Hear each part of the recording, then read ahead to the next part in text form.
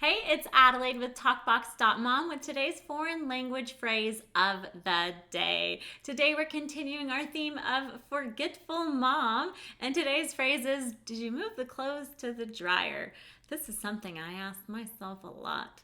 So let's go check out how to do that phrase. If you want to follow along in the language of your choice, just DM us for this week's free phrase of the day calendar that you can get in the language of your choice. If you already have the $35 phrase book for families, you can follow along in the companion app with that language. So today we are going to be doing this phrase in okay, trying to find it. Italian. Here we go. So to get to this phrase in the app, you're going to want to go to D and then head on over to dryer.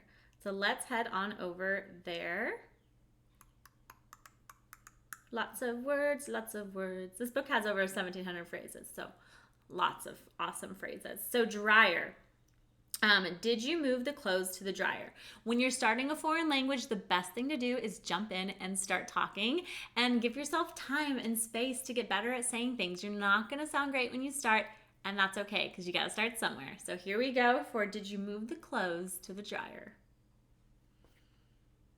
Hai spostato Hai spostato i vestiti I vestiti nell'asciugatrice?